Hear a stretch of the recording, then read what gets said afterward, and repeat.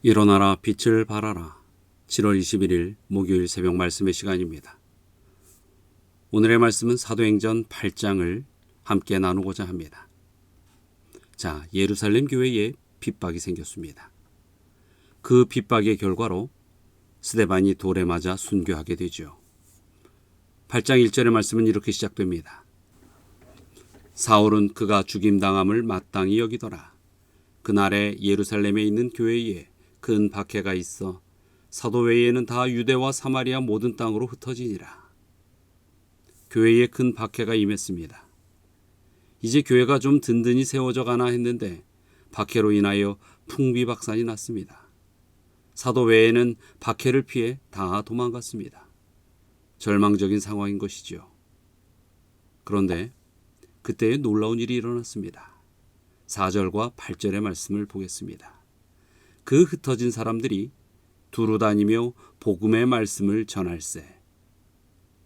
그 성에 큰 기쁨이 있더라. 그들은 선교에 대하여 준비되어 있는 그런 사람들도 아니었습니다. 교회의 지원을 받는 그런 사람도 아니었지요. 온전히 박해를 피하여 도망을 갔던 그런 사람들이었습니다.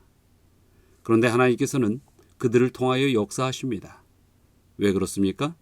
선교는 하나님께서 끌고 가시는 부분이기 때문인 것입니다. 하나님의 일은 하나님께서 하십니다. 비록 상황은 절망적이지만 하나님께서는 전혀 생각지도 않은 방법으로 그들을 통하여 역사하고 계셨습니다. 하나님께서 특별히 사용하신 사람이 빌립입니다. 빌립은 초대교회가 선출한 7사람 중에 한 명이었죠. 흔히 우리는 7집사라고 그들을 호칭합니다. 자, 빌립이 사마리아 성에 가서 예수님에 대해 전파를 했습니다. 그러자 빌립으로 인하여 많은 사람들이 하나님의 능력을 경험하고 기쁨을 누리게 되었죠. 그런데 복음을 전파할 때에 좋은 반응만 있었던 것은 아니었습니다. 복음을 왜곡시키고 이용하려는 사람들이 항상 있기 마련인 것이죠. 그 사람들 중에 하나가 바로 시몬이란 사람이었습니다.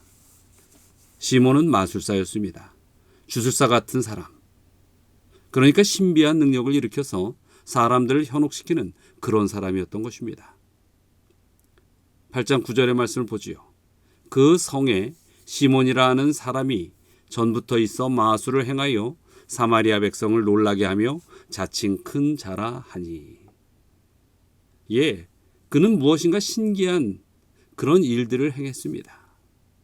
당연히 사람들은 호심을 갖기도 하고 또 놀라기도 했죠. 그리고 이 사람을 신비롭게 여겼습니다.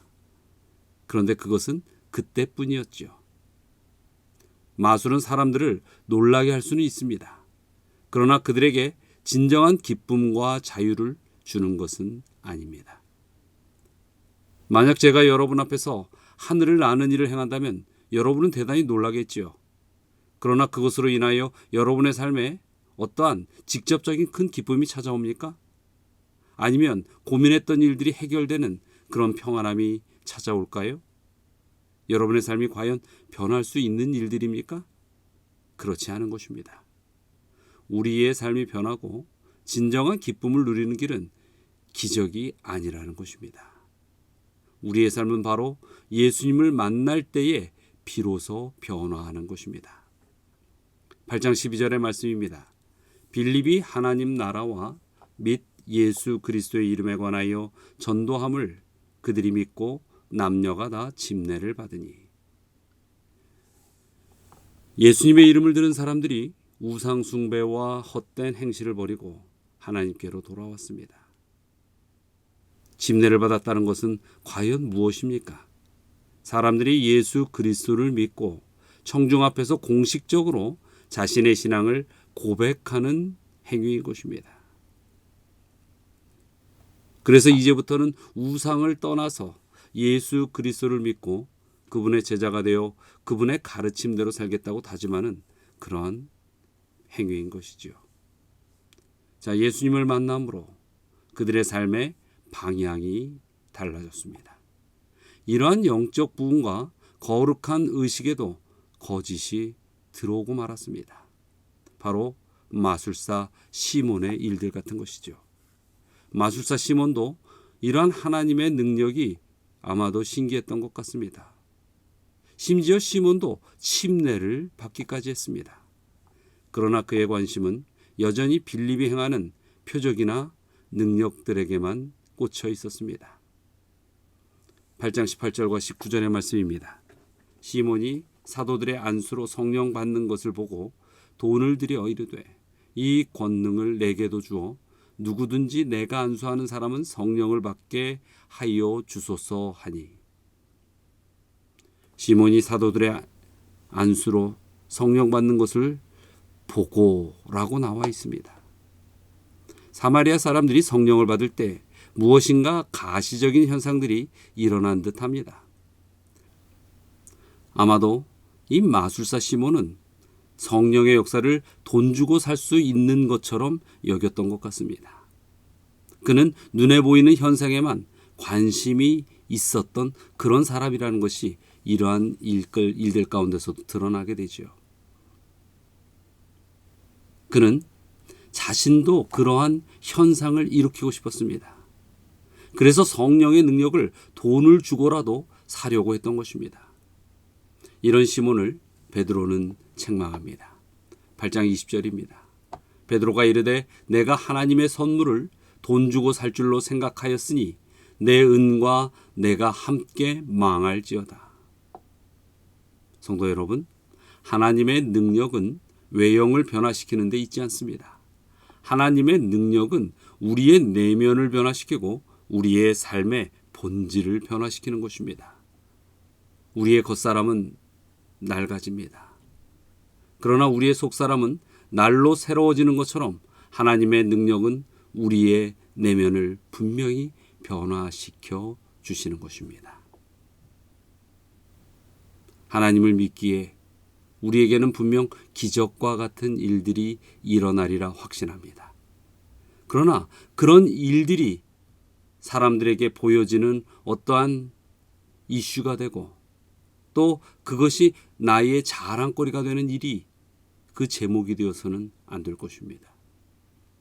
진정 가장 큰 이적은 그리스도를 바라보고 믿고 따름으로 인하여 우리의 내적 변화가 삶 속에서 일어나지는 것입니다. 진정 우리 모두 우리의 속사람이 주님의 은혜 가운데서 변화되어가는 놀라운 은혜의 체험을 하시는 하나님의 자녀들이 되시기를 이 아침에 간절히 바랍니다. 자, 오늘 이렇게 기도하기를 요청드립니다. 우리의 속사람이 주님을 닮은 모습으로 변할 수 있도록 기도합시다. 그리고 오늘 전수월 집사님, 정명기 집사님 두 분의 삶과 그 가정을 위하여 기도하기를 요청드립니다. 자, 다 함께 기도하시겠습니다. 사랑과 은혜가 많으신 하나님, 진정 이 땅에서 저희들이 주님을 믿기에 많은 성령의 음성과 인도하심을 따라 살아가고자 그렇게 노력하고 있습니다. 그러나 저희의 속모습이 때로는 너무나도 변하지 않고 이 세상 속에서 살아남기 위하여 여전히 격한 인성들을 유지하고 있을 때가 많습니다. 아버지여, 저희들이 주님을 바라봄으로 온전히 믿음의 삶을 살기로 결심함으로 저희의 속사람이 그리스도께 감사하고 그 사랑에 감화감동되어 진정 주님을 닮은 모습으로 변할 수 있도록 축복하여 주시옵소서.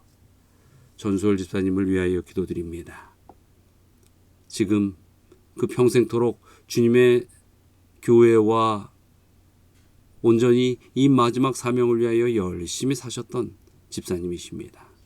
지금 육신의 연약함으로 인하여 많은 어려움을 겪고 있습니다.